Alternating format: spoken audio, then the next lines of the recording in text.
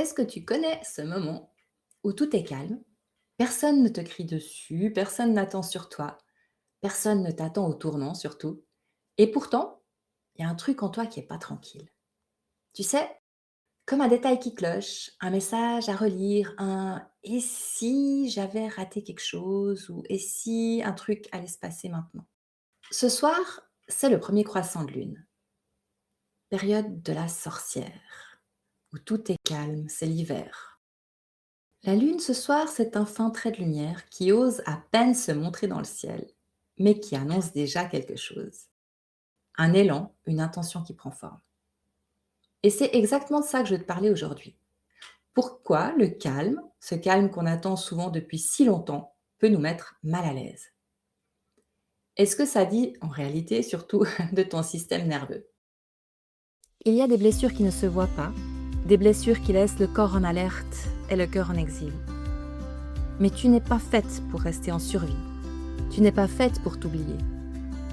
Tu es faite pour retrouver ton centre, te sentir en sécurité à l'intérieur de toi et te réapproprier pleinement ta puissance féminine. Dans Elles et la Lune, c'est ce chemin qu'on emprunte. Je suis Anouk. Rejoins le cercle des femmes qui reprennent leur pouvoir.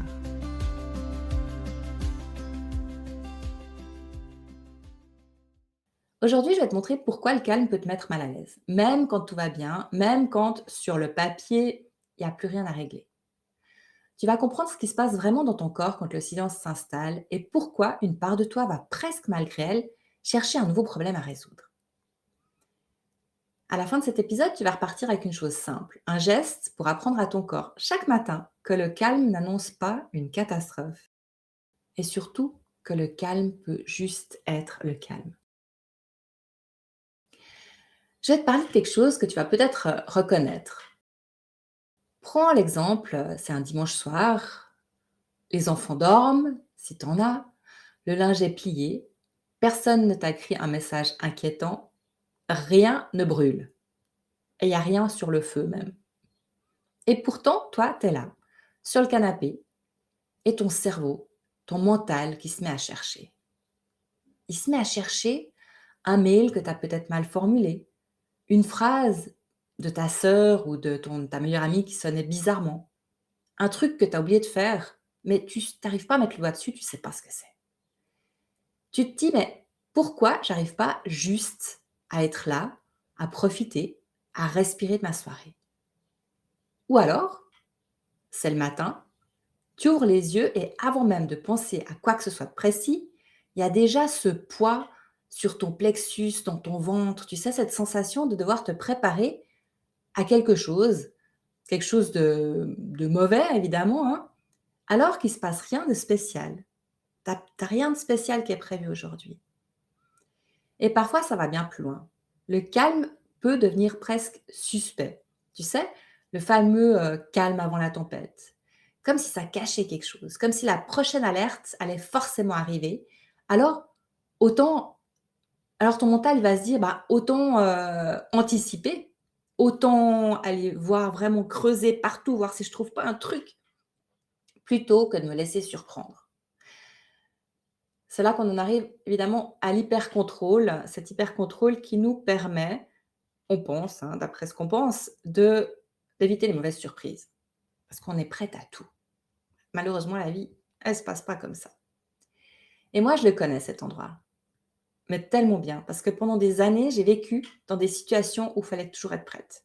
J'avais toujours, cette épée de Damoclès de mon ex-mari. Bon, à l'époque, on était, séparés, hein, ça m'a pris 19 ans pour, terminer cette procédure.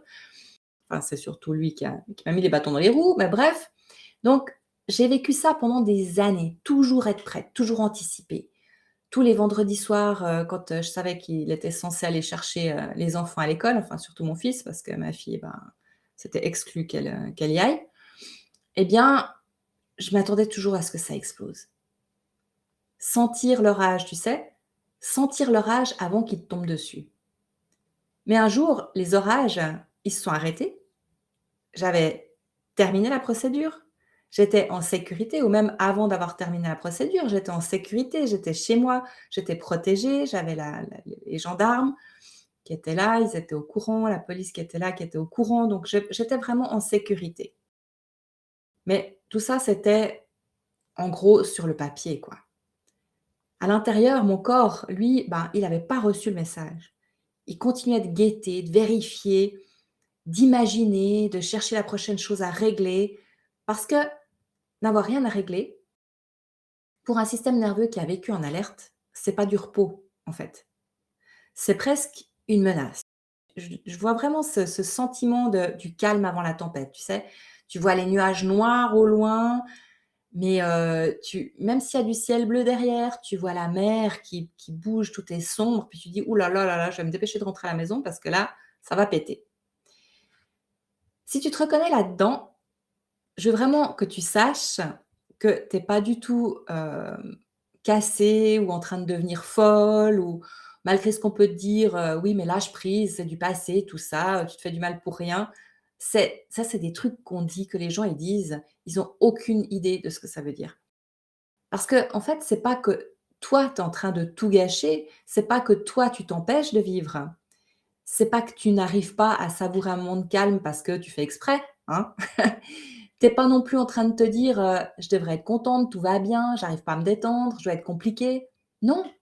Je veux dire, tous ces trucs-là, il faut arrêter tout de suite. C'est un réflexe de survie qui a pas encore reçu l'information, pardon, que tout ça, c'est terminé et que dans le moment présent, là, tout de suite, tu risques rien. Il y a pas d'orage qui va te tomber sur la tête, il y a pas d'ex, il y a pas de message, il y a rien et puis même s'il y a un message qui arrive, bah, tu peux pas le contrôler. Donc il faut apprendre justement à calmer ce mental pour pouvoir réagir dans ce genre de situation. Tu reçois un message toxique ou un téléphone ou une visite, hein, parce que des fois ça arrive aussi, eh bien, tu apprends quand tu es calme, tu réagis avec beaucoup plus de calme. Par contre, ce qu'il faut que tu saches, c'est qu'il se passe quelque chose de très précis dans ton corps. Et ça, c'est ce que je vais t'expliquer maintenant. Parce que ça, c'est une vérité que personne ne nous dit. C'est pas parce qu'il y a un problème maintenant que ton corps y reste sur le qui-vive. C'est parce qu'il y en a eu avant et beaucoup, beaucoup, beaucoup, beaucoup, beaucoup de problèmes et que ton corps, il sait plus ce que c'est que de se sentir en sécurité. Peut-être que chez toi, le calme, il précédait toujours quelque chose. Un silence avant une dispute, tu sais, quand tu te retiens, tu oses rien dire, tu marches sur des œufs.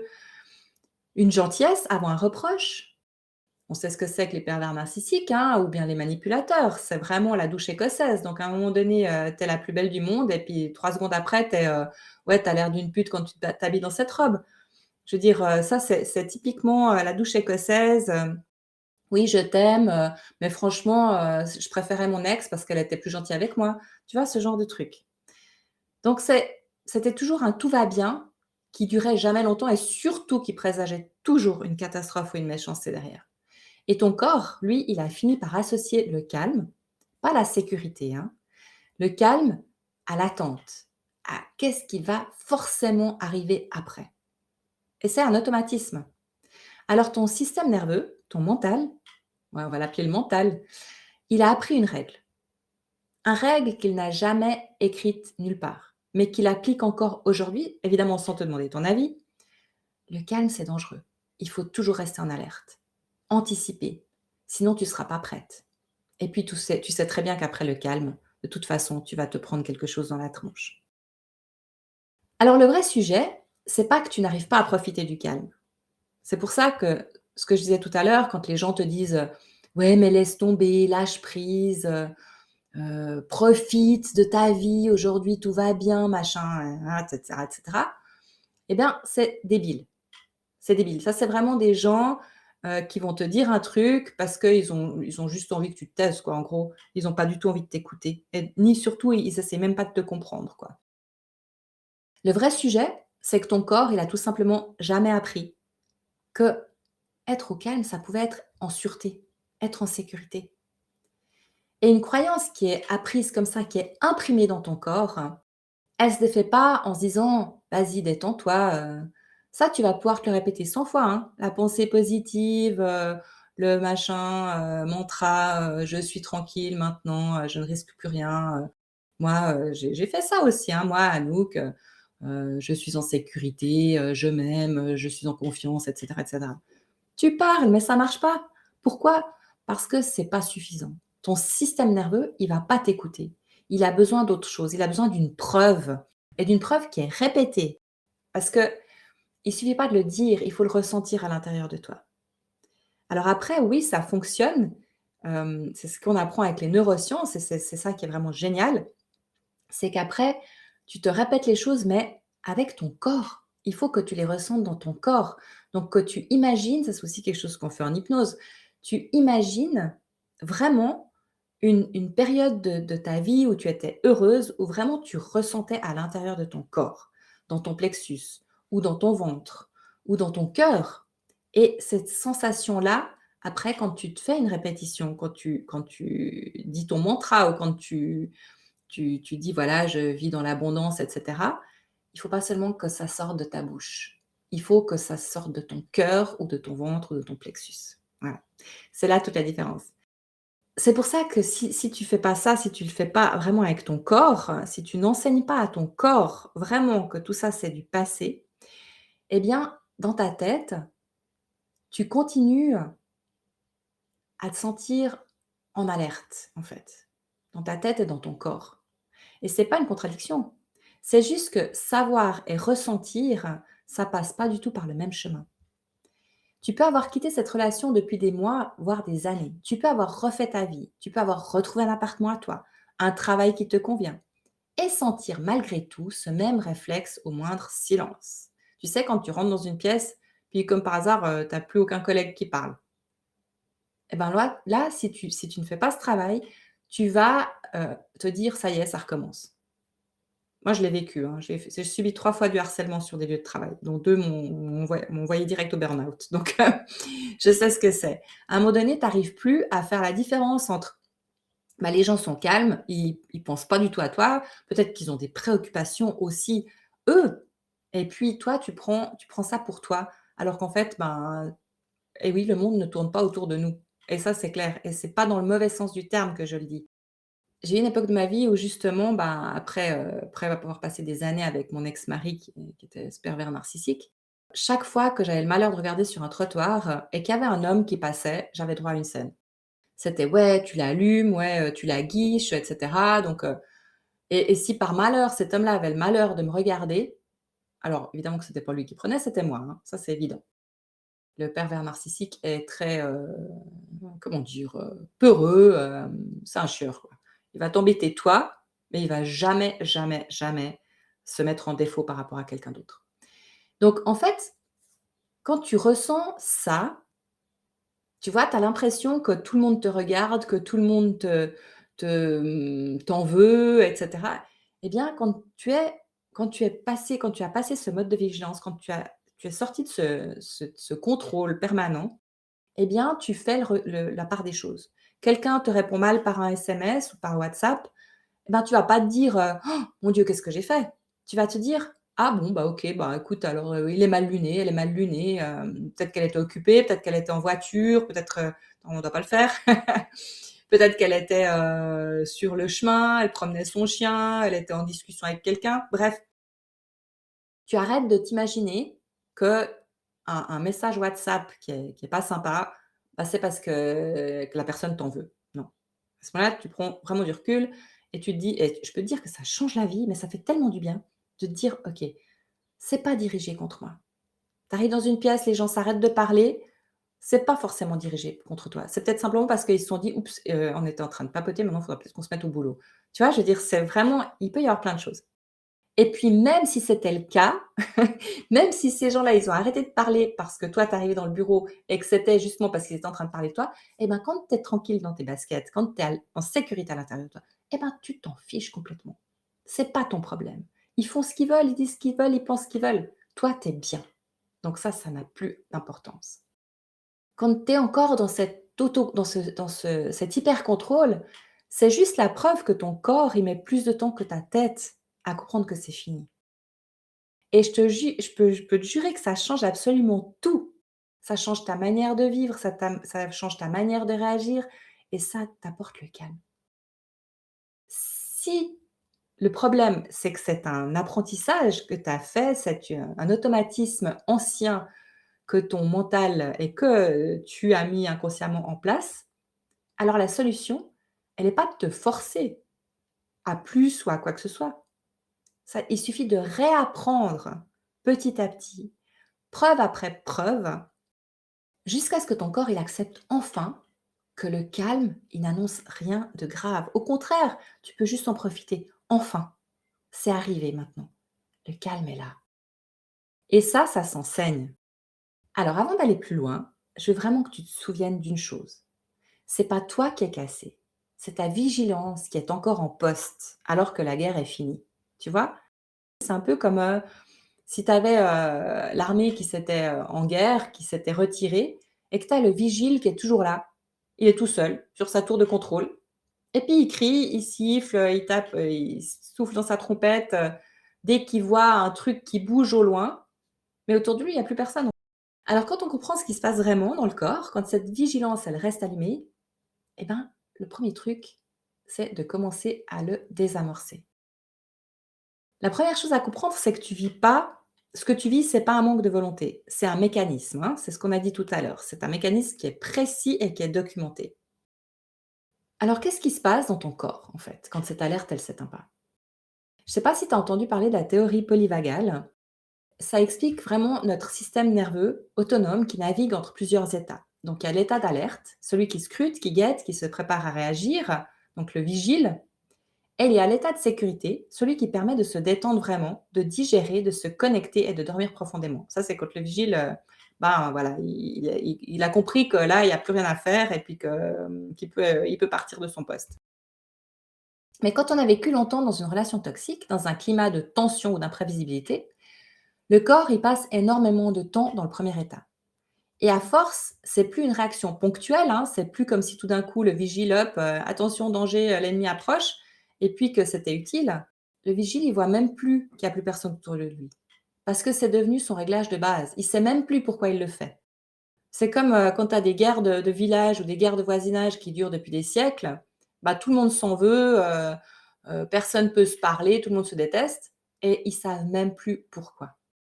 Parce que c'était quelque chose qui était familial, c'était quelque chose qui était, une discorde et puis après avec la fierté, puis et cetera. Enfin bref, c'est devenu la règle familiale. Tu ne t'adresses pas aux voisins parce qu'ils nous ont fait beaucoup de mal dans la famille, mais toi, tu sais même plus pourquoi. Et quand on est dans cette étape-là d'hyper-contrôle, ben, c'est souvent là que naissent les ruminations du soir. Et si, les inquiétudes qui n'ont pas vraiment d'objet précis. C'est pas que tu penses trop, c'est que ton corps a besoin d'un objet à surveiller et que s'il y a pas de réel danger, bah, il va en fabriquer un, tout simplement. Donc les ruminations du soir, il y a aussi un autre paramètre, hein, pour nous les femmes, c'est aussi, la période de l'enchanteresse, donc quand c'est la lune, descendante avant la nouvelle lune. Quand on est dans cette période-là, on a aussi beaucoup de ruminations, on fait aussi beaucoup de remises en question. Donc c'est pour ça que c'est important aussi de connaître son cycle féminin. Tout ça, je t'en parle, tu peux regarder sur mon site, web, j'ai toute une page qui est dédiée à ça. Donc en tant que femme, quand on est dans cette période de l'enchanteresse ou de la sorcière de l'hiver, ces sentiments-là, ils peuvent s'accentuer. Donc si ça t'arrive, à certaines périodes de ton cycle, c'est aussi normal. Il y a des moments où on est vraiment plus encline que d'autres à ces ruminations du soir. Et tout ça, ben, c'est pas du pessimisme, hein. Encore une fois, c'est de la vigilance. Et ça coûte cher. Parce qu'à la longue, l'hypercontrôle ou la vigilance qui s'arrête jamais, ben, ça épuise. Et ça grignote ton sommeil, même quand tu te couches épuisé.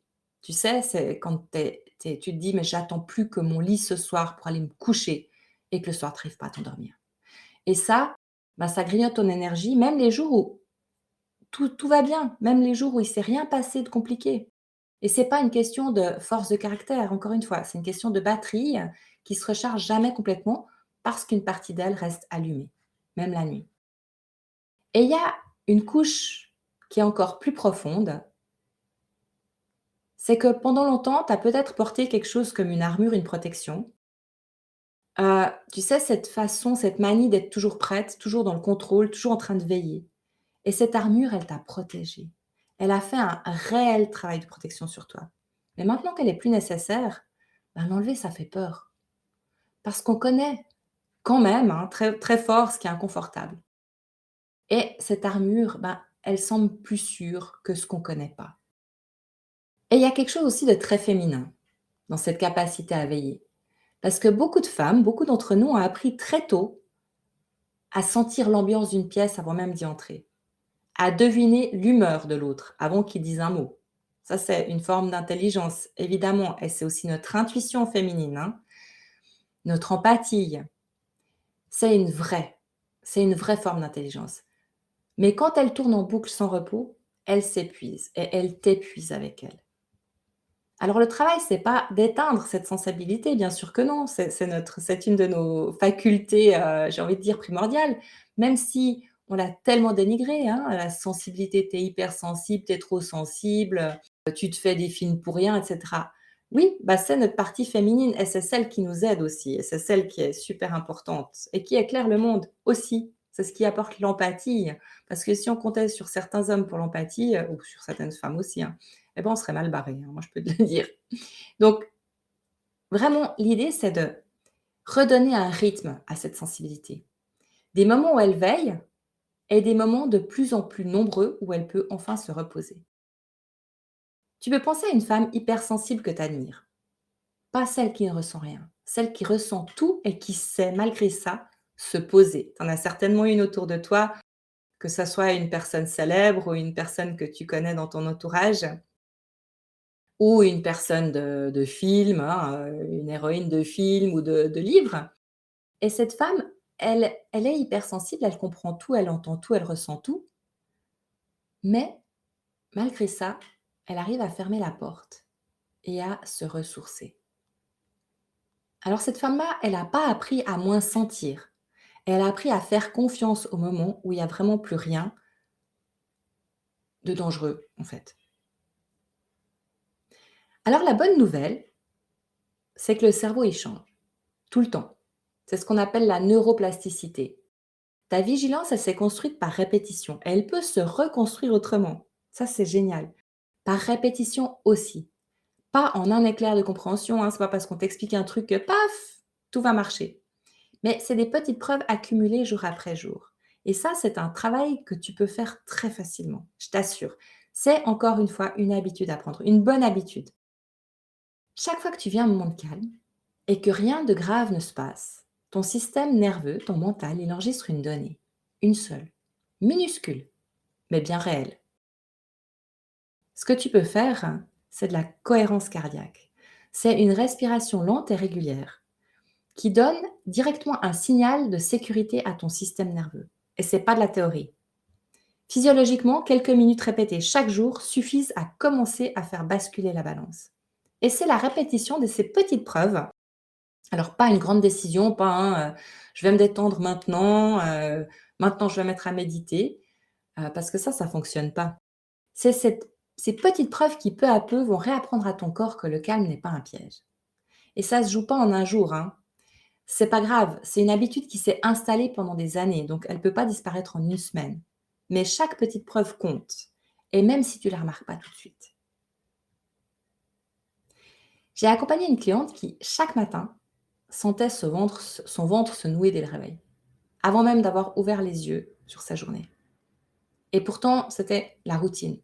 Elle n'avait pas un événement spécial qu'elle avait à craindre. Mais son corps, lui, il parlait déjà en alerte. Et ce qui a changé les choses, ça n'a pas été un long travail d'analyse. C'est un geste tout simple qu'elle a répété chaque matin et qui a fini par enseigner à son système nerveux une nouvelle évidence. Ce matin-là aussi, elle pouvait être en sécurité. Et c'est exactement ce qu'on va construire ensemble maintenant. Un premier geste tout simple à répéter. Alors, demain matin, je te suggère un truc. C'est pas pour gérer, c'est juste pour donner à ton corps une preuve tout petite comme qu'elle peut être sûre. Avant d'attraper ton téléphone, mais vraiment avant, hein, pose une main sur ton cœur ou sur ton ventre. Juste poser, sans le poids de ta main. Et ensuite, tu prends 3 respirations lentes. Tu inspires et tu expires un peu plus longuement que sur l'inspiration. Et tu fais ça 3 fois. Par exemple, tu peux compter, tu respires sur 4 temps et tu expires sur 6 temps. Cette respiration-là, elle parle directement à ton système nerveux. Tu peux faire ça 3 fois de suite, simplement en posant une main sur ton corps, où tu veux, où tu as envie. Et tu te dis une seule phrase à voix haute ou dans ta tête. Ce matin, je n'ai rien à régler tout de suite. Même si une partie de toi n'y croit pas encore complètement, dis-la quand même. Ce matin, j'ai rien à régler tout de suite. Et après, tu choisis une intention pour ta journée. Une seule, hein, pas une liste, juste un mot, une petite phrase courte que tu gardes avec toi. Par exemple, aujourd'hui, je me parle avec douceur. Aujourd'hui, je stoppe mes pensées négatives. Tu vois? Juste un truc. Et ça va te permettre, si tu le dis à haute voix, c'est même mieux, ça va te permettre, à chaque fois que tu as tes pensées qui partent en vrille, de dire: «Oups, non, stop» et tu te concentres. J'ai trouvé le meilleur moyen que j'ai trouvé, jusqu'à maintenant pour vraiment réussir à stopper ces pensées, c'est de me concentrer sur quelque chose du présent. Si je suis même chez moi, je regarde, un objet de la pièce, ma plante verte, quelque chose, ou par la fenêtre et puis rien que le fait de te concentrer sur un objet précis ou sur quelque chose de précis, ça va te ramener tout de suite dans le moment présent. Alors les premiers matins, ça peut te sembler un peu artificiel. Alors c'est normal, surtout ne renonce pas, parce que tu es en train d'apprendre un nouveau langage à ton corps. Donc ça prend un petit peu de temps avant que ça soit naturel. Donc en fait, ça dure 5 minutes. Mais c'est répété matin après matin et c'est exactement ce dont ton mental et ton système nerveux a besoin pour apprendre enfin que le calme, c'est pas un piège, c'est quelque chose que tu peux apprendre. Alors si ce que je viens de te décrire te parle, si tu te reconnais dans ce réveil avec la boule au ventre ou bien le calme qui te met mal à l'aise plus qu'il ne te repose, tu sais quand tu dis: «Maintenant je vais me poser». Tu te poses dans un fauteuil et puis hop, 3 secondes après tu te: «Ah mais non, j'ai oublié, je dois vider le lave-linge» ou bien: «Ah mais j'ai oublié que je dois encore faire cet appel. Ah mais j'ai oublié que je devais encore regarder ce mail. Ah mais j'ai oublié» n'importe quoi. C'est vraiment, typique de ton mental qui veut pas te laisser tranquille, en fait. Parce que tu as l'impression que si tu t'arrêtes, eh bien, il y a quelque chose d'horrible qui va se produire. Et moi, bah, j'ai créé un outil qui prolonge exactement le petit exercice que je viens de te décrire. Je ne sais pas si tu as eu le temps de le faire à ce moment-là ou bien si tu vas le faire demain matin. Ça s'appelle la boussole du matin, justement. Et c'est 5 à 7 minutes guidées chaque matin. Il y a une respiration de cohérence cardiaque, 3 en fait, 3 respirations de cohérence cardiaque. Donc ça prend vraiment 3 fois de respirer. Et puis après ça, il y a un exercice pour revenir dans l'instant présent, hein, ce que je viens de t'expliquer et une intention adaptée à ton état du jour. Comme ça, tu as pas besoin tu pas besoin c'est vraiment tout est décrit. Le petit exercice que je viens de te faire faire là ou que je viens de te décrire, eh bien, tu peux le retrouver sur ton téléphone. Et puis c'est tactile, hein. J'ai fait ça sur une plateforme qui s'appelle Genially, donc tout est automatique et ça te prend 5 à 7 minutes chaque matin. Ça dépend de toi. Si tu as envie de prendre plus de temps, tu peux tout à fait le faire, hein, avec la cohérence cardiaque et puis surtout la prise de conscience que tu es dans le moment présent et que tu ne risques rien. Tout est expliqué. Donc je te mets le lien dans la description de cet épisode. C'est un mini programme qui est disponible évidemment en illimité et qui coûte 37 francs suisses. Donc le lien est sous l'épisode si ça te tente. N'hésite surtout pas. Et si tu as besoin d'avoir plus d'informations, tu peux te rendre aussi sur mon site internet et il n'y a aucun souci. Tu m'envoies un petit message et je te réponds avec grand plaisir. Alors avant qu'on se quitte, si cet épisode t'a parlé, le geste qui m'aide le plus, c'est un avis sur Apple Podcast. 5 étoiles, 2 phrases, et ce podcast est trouvé par d'autres femmes qui en ont besoin. Je suis Anouk Troyet et tu écoutais Elles et la Lune, parce que retrouver sa paix intérieure, c'est retrouver son pouvoir féminin. On se retrouve très vite.